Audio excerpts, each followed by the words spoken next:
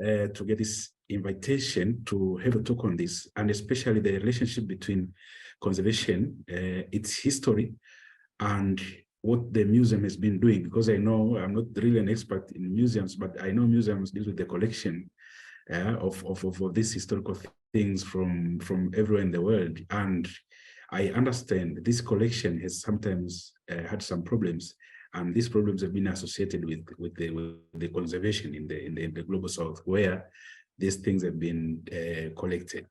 And of course, you gave an example of Tanzania Selugem Reserve as one of the issues that could help to illustrate the history or the problematic history of conservation, and how the collection of this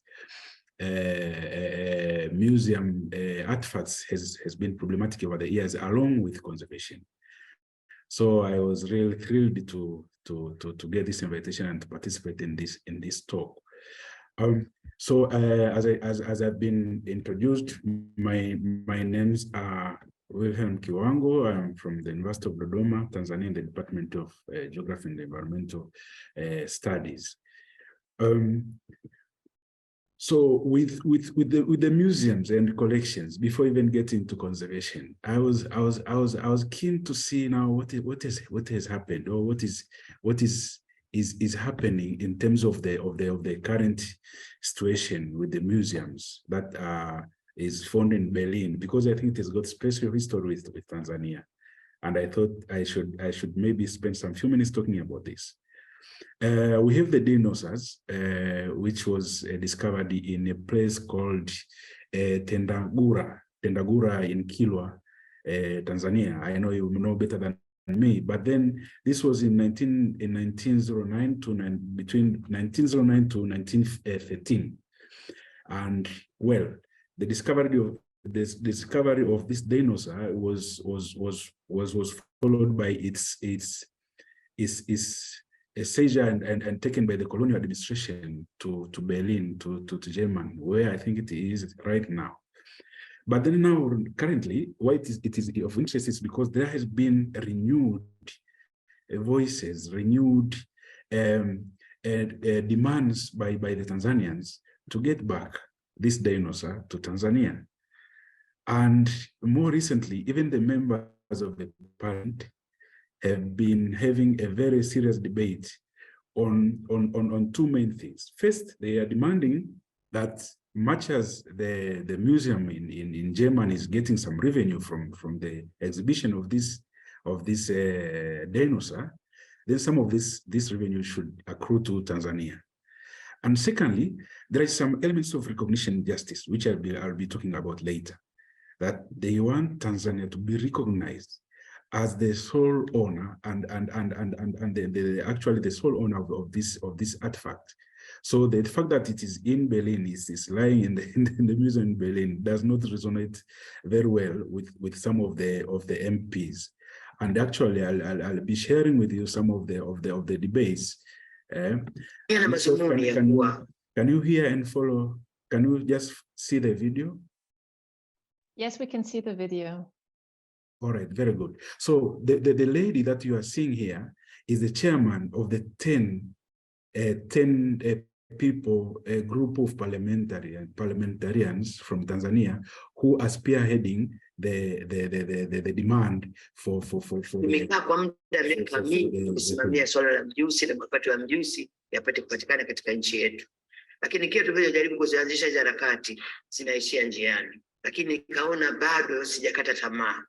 Baada ya Mheshimiwa Rais kunichagua, nikaona kipolo cha kwanza nacho kuhakikisha mimi kama mbunge na nipo kwa ajili ya kumsaidia Mheshimiwa Rais kuwa mapato ya mjusi yanapatikana. Nataka nitoe historia fupi ya mjusi. Mjusi anatokea katika mkoa wa Lindi. Yeah, so basically what this lady is saying is that she's been trying, but in vain, to put forward the agenda to get the revenue from the dinosaur, which is lying in Berlin. So she's saying that she's been appointed by the president as a special seats MPs, and she's keen to advance the agenda making sure that we get the recognition of this. But then more seriously, this MP here. Now we can't see anything.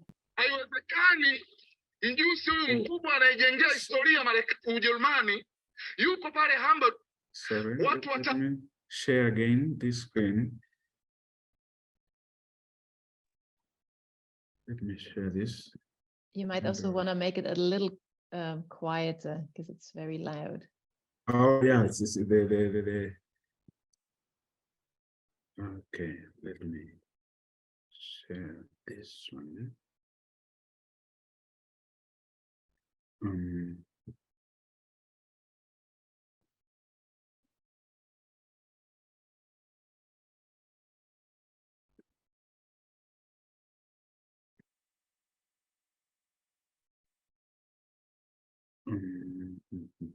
Now we can see it.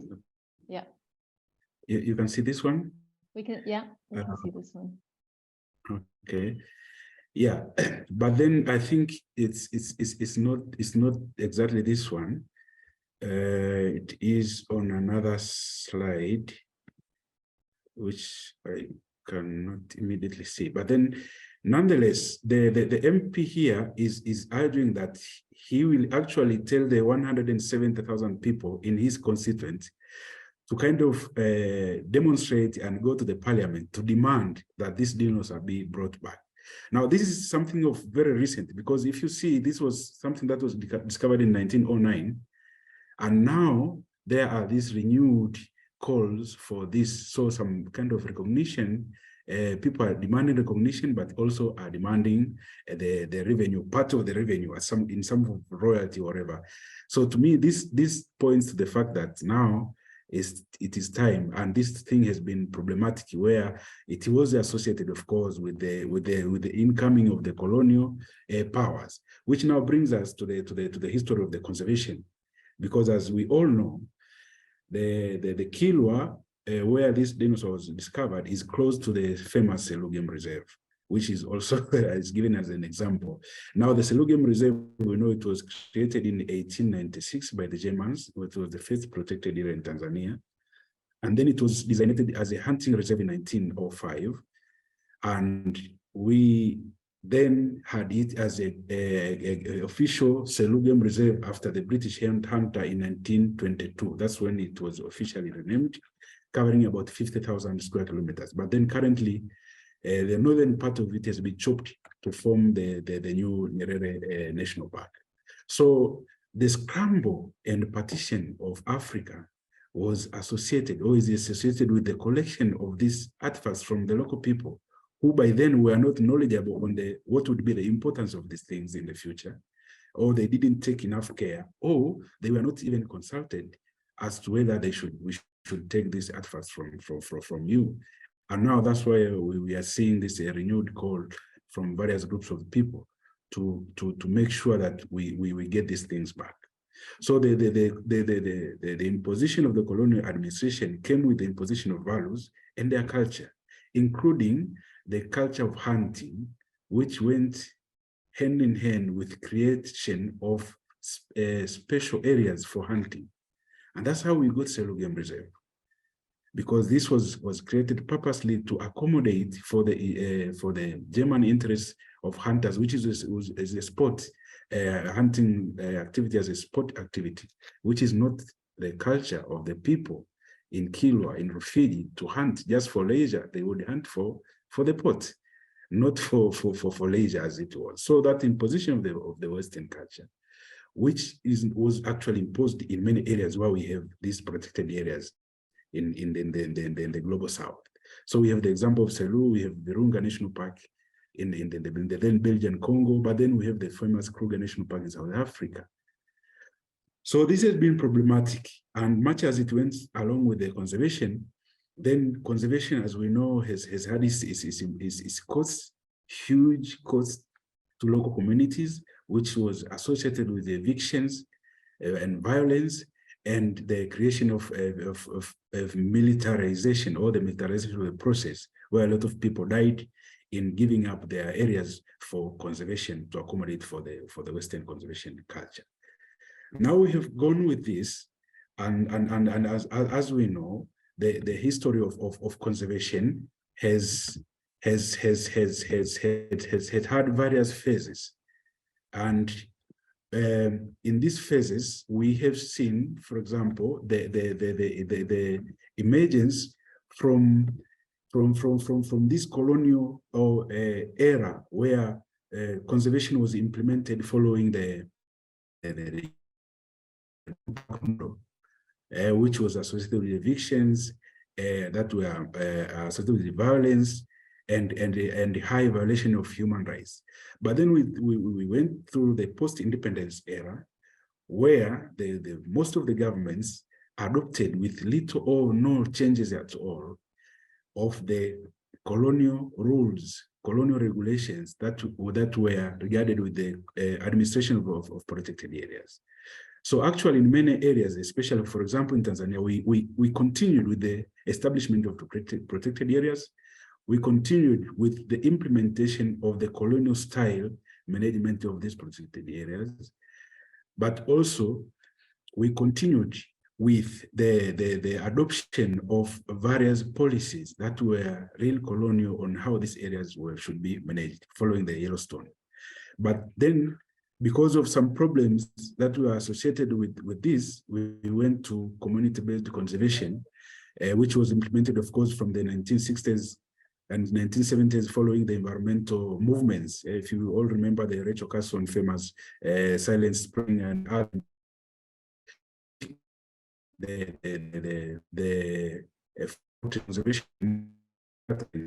the conservation in the global south, where most of the colonial episode happened. And following this, we have had the community conservation, but then it has been criticized for failing to also meeting the needs that were seen, because despite of the evils of the forest conservation, the prospects or the benefits and the promises that were meant to be met by the community conservation model could not materialize. And up to now, we are talking of mixed, and I would say mostly not successful model that has been implemented so far.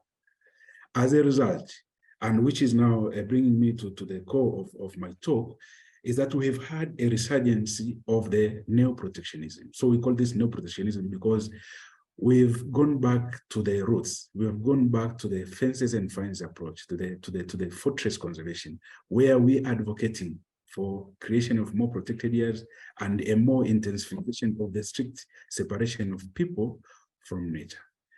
The justification for this is, one, we are in the biodiversity, what called the biodiversity crisis. So that has been used as a pretext that the crisis now, we are in the sixth mass extinction. So we should do whatever is possible to arrest this.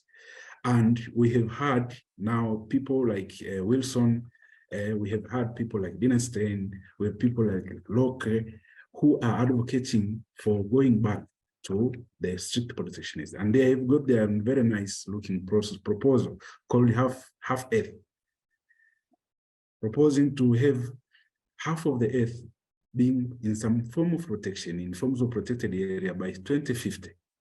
And this, they say, would reduce the biodiversity loss by creating more protected areas and returning to strict protection.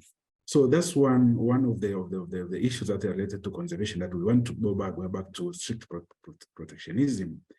But then, because of the current crisis of biodiversity and of course climate change, we have had also some ideas, some radical ideas that are saying no, because given the current increase in human population, and that the human population has had a very big imprint in the ecology and nature, there is no need of saying we should protect parts of the earth strictly from people. So any effort to aim at protecting nature from people is fruitless. Yeah, it is when we want to protect humans from nature, it's something that is fruitless. And therefore, we need to kind of mix that, for example, of rewilding and devising some alternative measures that will support economic growth.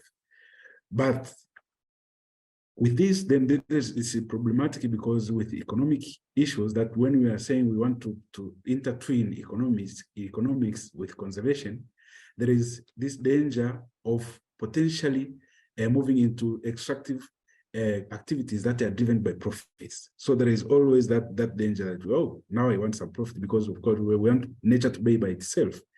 So with new conservation, there is that problem. So similarly, as it is with the new protectionism, they don't provide concrete measures as to how we are going to arrest the biodiversity crisis by creating more protected areas, because they try very hard to not address the problematic extractive capitalism.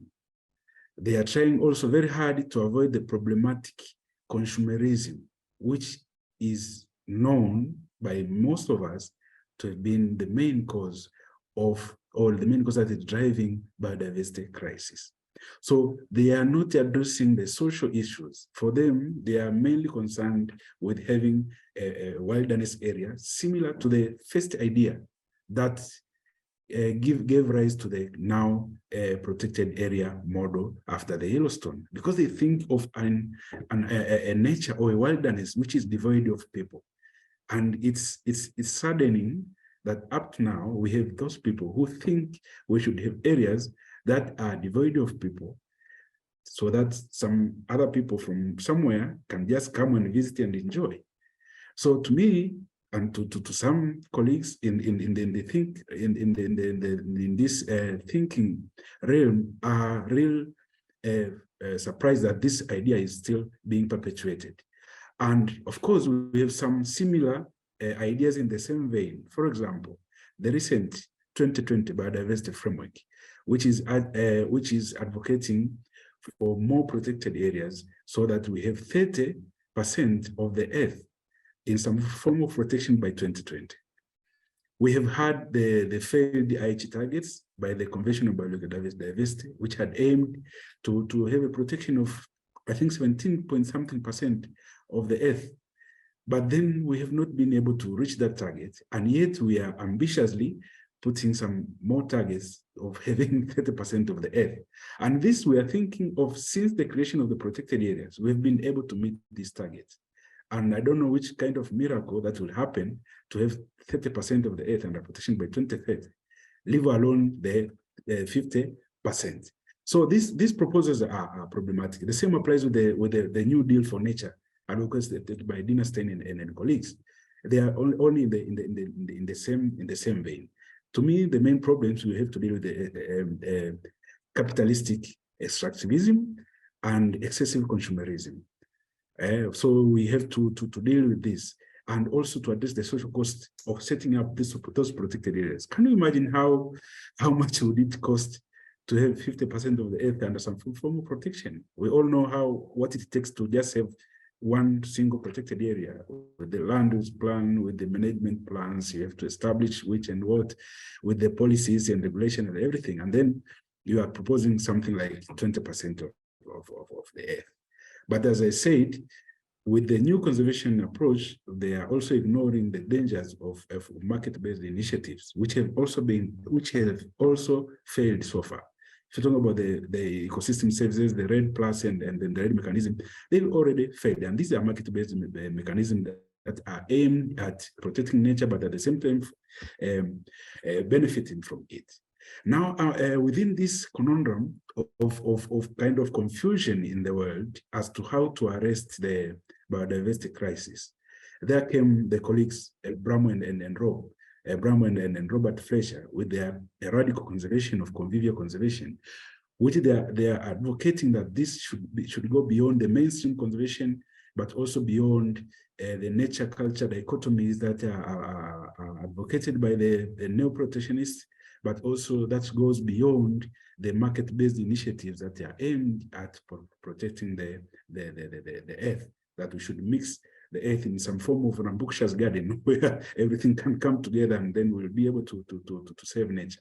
So for them, they are moving beyond that, and they are proposing a set of politics and governance principles, a kind of a vision that they envisage, if implemented, will be able to save both people and nature.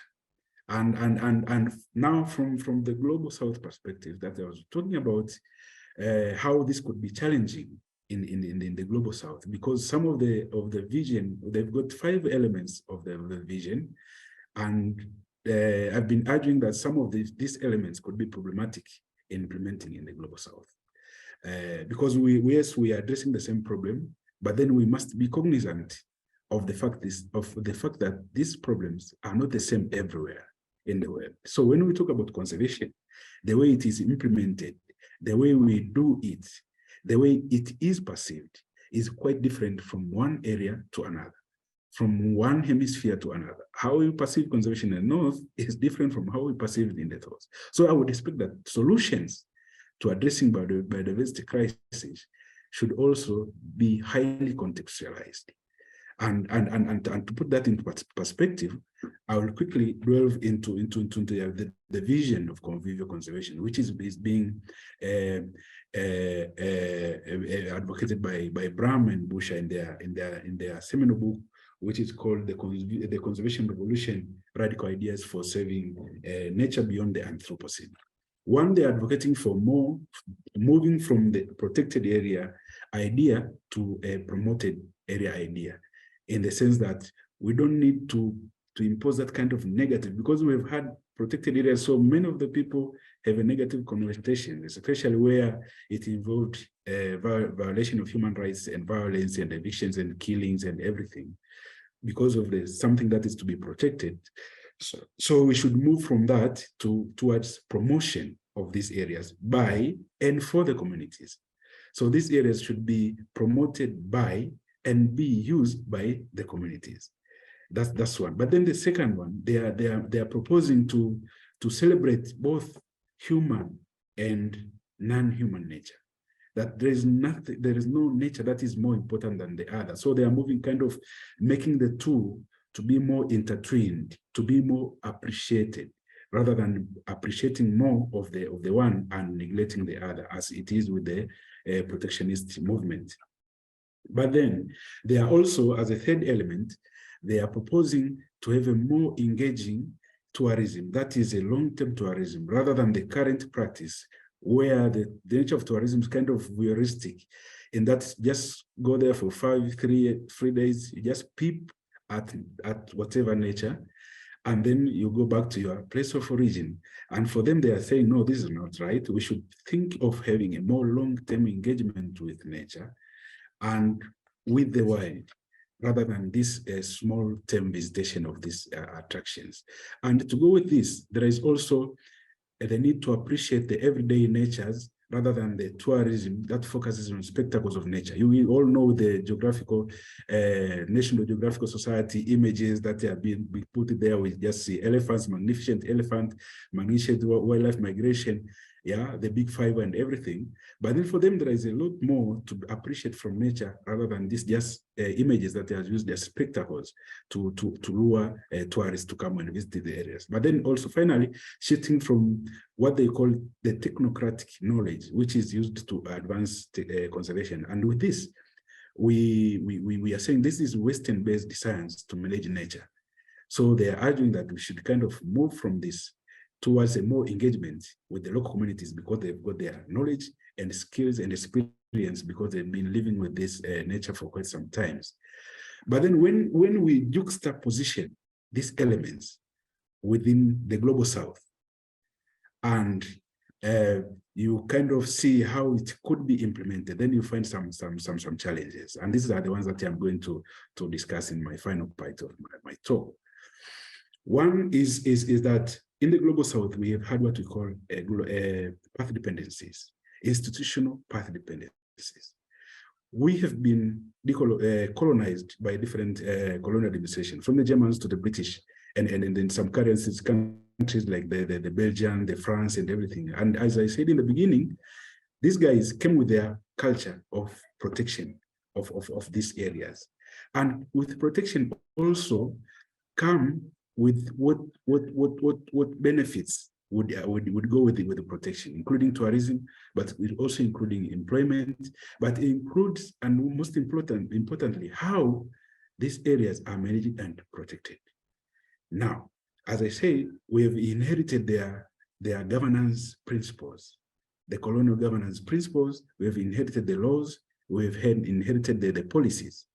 And needless to say, state agencies that are charged with implementing conservation in protected areas are inherently relying on these institutional path dependencies. So for them, if you try to turn the wheel and you try to change the current situation, while it is the one that is benefiting them, because one thing about path dependencies is that it creates actors and institutions. Now, actors would normally benefit from the current institutional setup.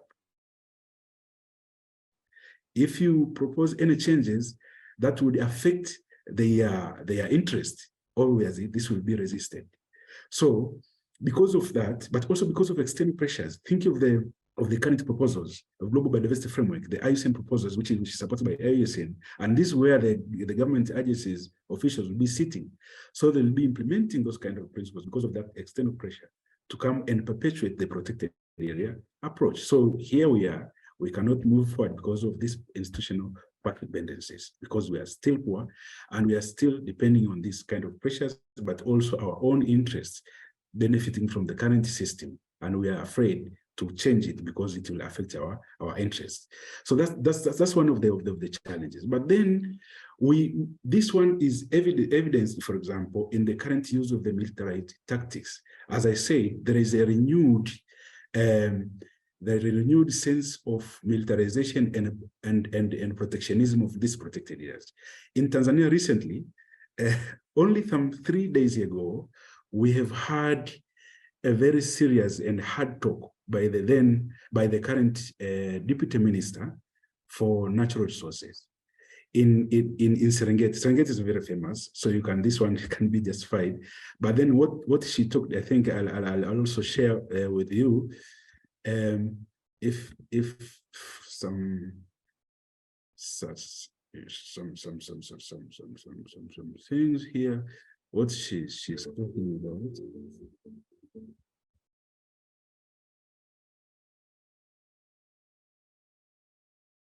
Nataka tu niwakumbushe ndugu wananchi, sisi wote hapa tunaishi kwa mujibu wa sheria, kanuni na taratibu za nchi. Hakuna mtu yeyote aliyeko juu ya sheria. Tunaongozwa kwa sheria, kanuni na taratibu za nchi. Nimesikia hapa kuna malalamiko kwamba mtu anapoenda porini anauawa.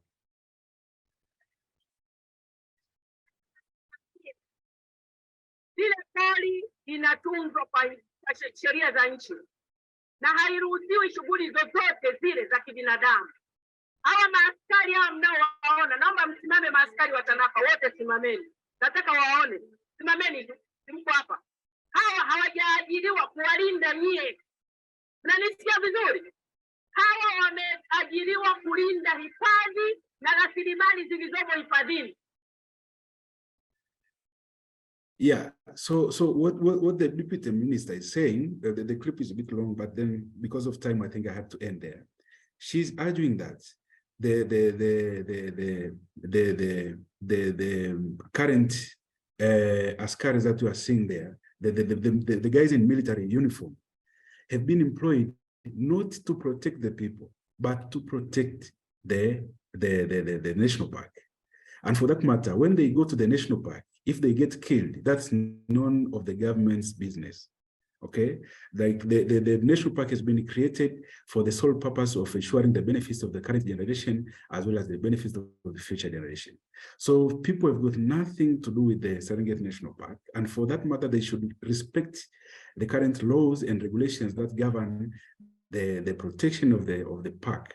So some people get there and they were complaining that they get killed inside the reserve.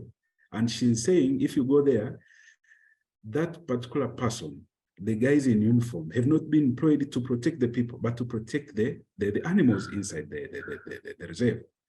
So something that was a very serious meeting, and I think it threatened to descend into chaos, but I think she was very firm.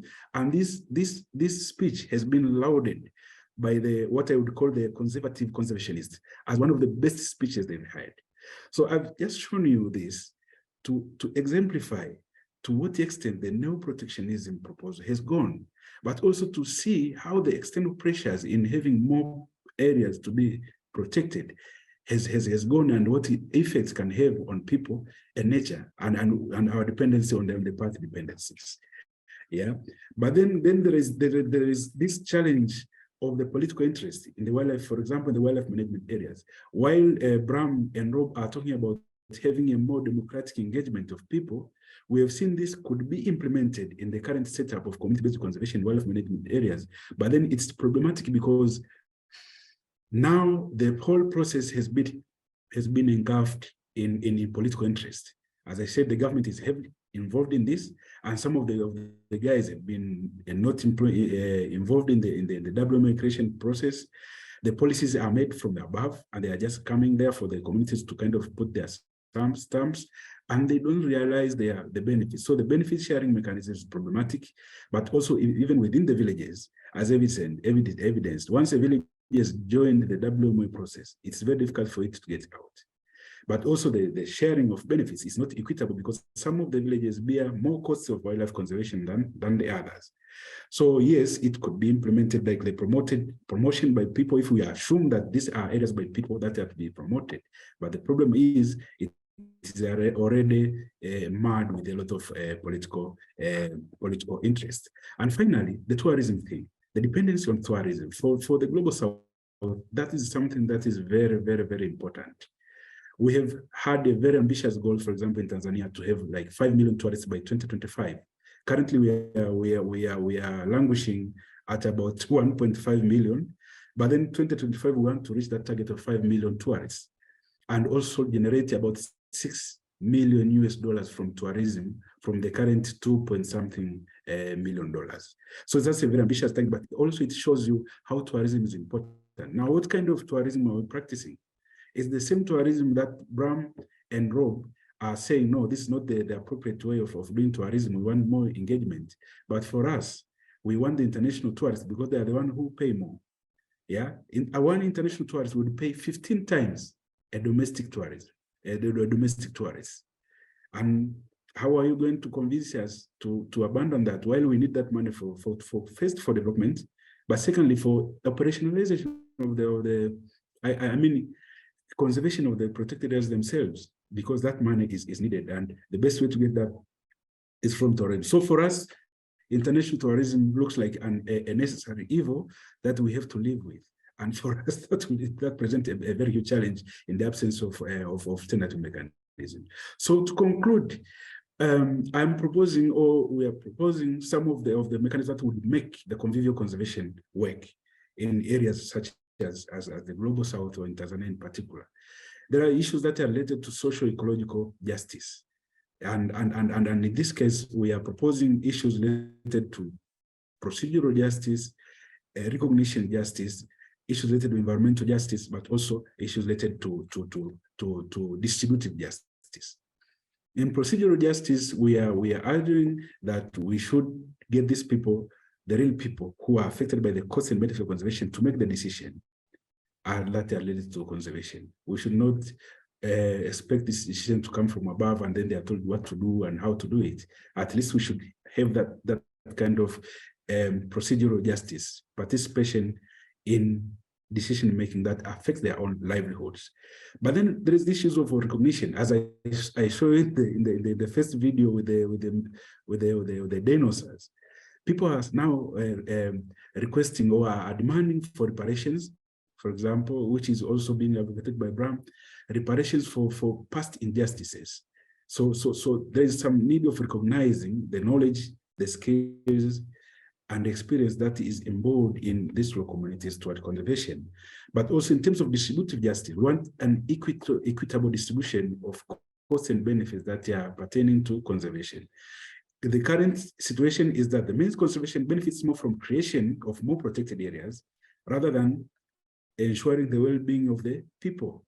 So anything that is to do with the conservation that will get some positive acceptance by the government and conservation practitioners, but when it comes to well-being of people, it's difficult to find that data. But also in terms of environment, we are also advocating for example, here instead of conservation basic income that was being habilitated by Bush and Rogue as one of the ways to compensate people who live close to protected areas, for us we are advocating for conservation-based insurance, which would enable people or having a fund to have a community kind of based insurance, which can make people pay for themselves for the cost that are associated with the conservation. But also this fund would be sustainable and revolving, and it will at the same time address the challenge of obtaining funding for conservation, because now we also know that funding for conservation is declining, and that's one of the problems that are associated with biodiversity loss. So I think I'll have to stop here and welcome your comments and discussion to enrich the discussion around the conservation, politics of conservation in the Global South. Thank you very much.